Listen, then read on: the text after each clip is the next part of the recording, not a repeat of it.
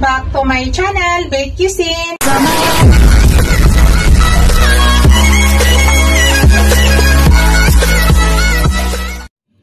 Hello guys, to this video guys, I want to share with you.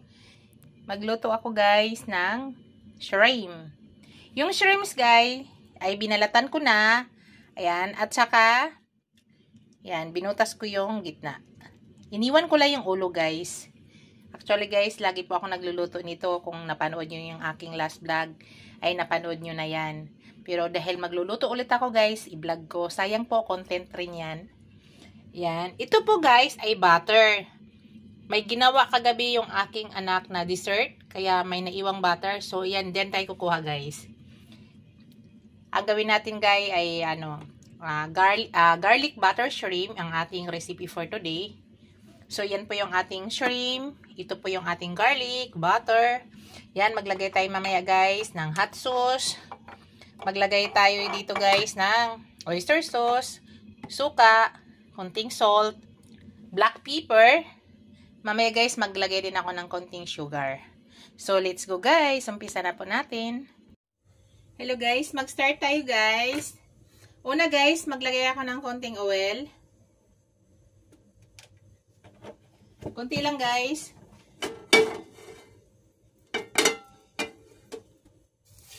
Yan, ilagay muna natin yung ating shrimp guys. Ipa-fry muna natin ng bahagya bago natin lutuin talaga. Para maganda lang yung texture niya guys. Request po ng ating Unica Iha nga, balatan ko daw. So balatan natin guys. Pati pagbalat guys, no, tinatamad. Pagbalat na lang talaga, no. Charot. Mas gusto kasi daw niya balatan yung shrimp kasi nanunuot yung lasa sa loob talaga, di ba? Makapal yung ng shell ng shrimp. Kaya yung gusto daw niya. Pero sa totoo lang guys, tinatamad magbalat.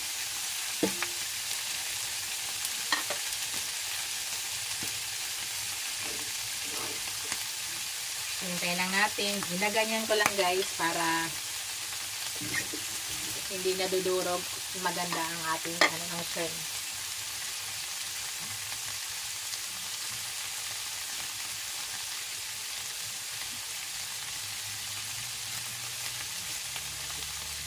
Shout out pala sa aking mga channel members, sa aking mga subscribers, viewers, silent viewers, super chatters. Maraming salamat guys sa walang sawang suporta sa aking channel.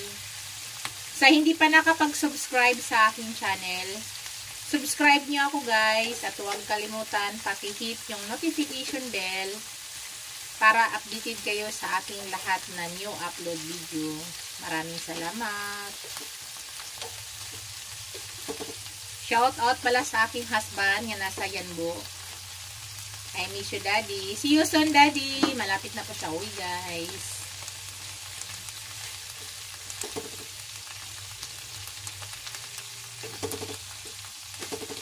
Busy naman yung lola nyo, guys. Pagka dito si Habi, guys, ay gala yan. Gala. Siyempre, kasi 3 to 4 months lang siya nauwi. Sulitin niya po pag nauwi siya ng Pilipinas. Yan. Hintayin lang natin yan guys. Tapos maya napakadali lang recipe na yan guys. Tanggalin na natin maya. Tanggalin na natin guys. At dito rin tayo magluto sa ating gawin nating gisa na natin ang ating garlic.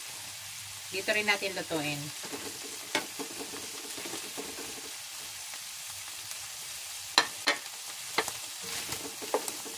Para yung aroma andyan. Hindi na natin hugasan yan guys ha. Para yung aroma andyan pa rin.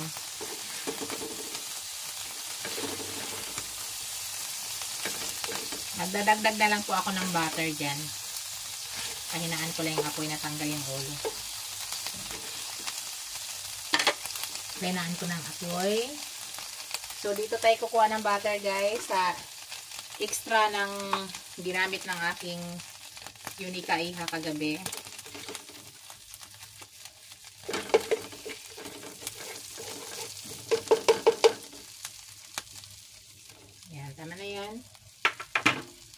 sumubra yung ano niya, estimate dun sa ginawa niyang dessert.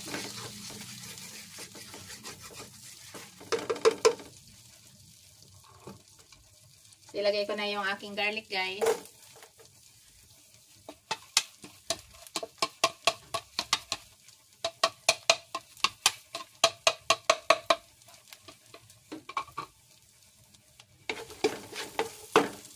Sobrahan hina. Pagluto ng garlic, guys, hindi po namin masyado sinusunog, ha. Basta naamoy nyo na yung aroma ng garlic, yung nagla-light brown na siya. Tama na po yan, guys. Masarap kainin yung garlic, guys, pag hindi mapait. Kasi pag dark brown na yan, maigi, guys, papait po yung garlic. Kaya yung style niyan, pagluto, palabasin mo lang yung aroma, amoy mo na. Enough na po. Kasi pag nasunog, pait. Mahal pa naman ang garlic. So, masarap kumain ng garlic pag hindi sunog.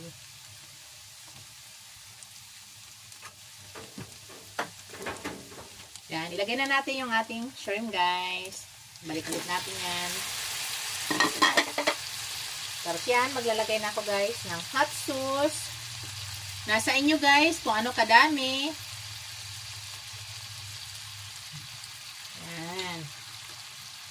Tapos maglagay na ako ng oyster sauce. Estimate lang yan, guys. Mga 1 kutsarang oyster sauce. Tapos para mag-twist ang lasa, maglagay tayo ng kunting suka. Mga 1 kutsarang suka din, guys. Yan. Tapos maglagay na ako ng ground black pepper. Lahat na yan, guys. Ilagay na natin lahat. Lagay tayo ng ground black pepper.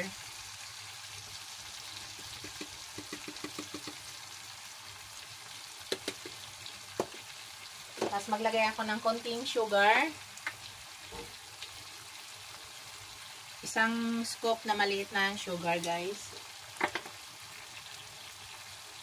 So, yan. Mix na natin muna. Tapos maglagay tayo ng konting salt. Kaya wala tayong nilagay dyang salt. Yung butter, may ano na yan, maalat na yan. Konting salt na lang. So, mahina lang apoy, guys, para mag-absorb dito yung shrimp ang ating nilagay na panlasa. So, maglagay ako ng konting salt, guys. Timit nyo lang, guys. Konting salt.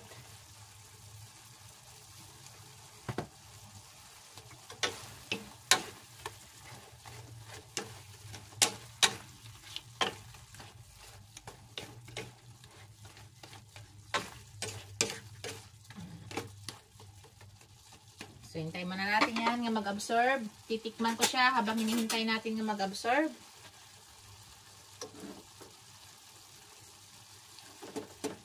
Tikman natin.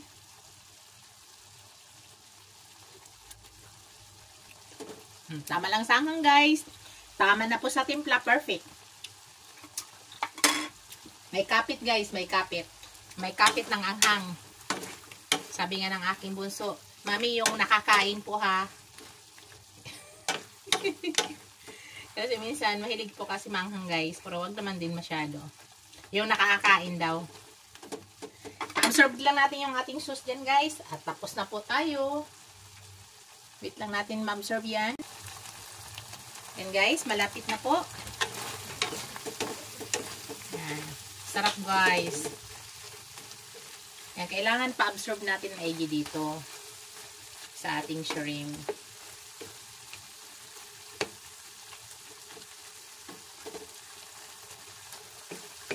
Nakita nyo yung garlic, guys. Yan ang gusto. Ipakita ko sa inyo, ha. Yan po yung gusto namin sa garlic. Hindi po sunog. Yan. Makakain mo yan, guys, na hindi mapait. Luto na yan, guys. Ang ating garlic butter shrimp. Yan, nakita nyo na parang maana-ano na yung butter. So, enough na po yan. Patay na natin, guys. Ito na po yung aking finished product, guys. Thank you for watching, guys. Don't forget to like, comment, share, and subscribe to my channel. See you in my next video, guys. God bless us all. Bye, guys. Ingat po lahat.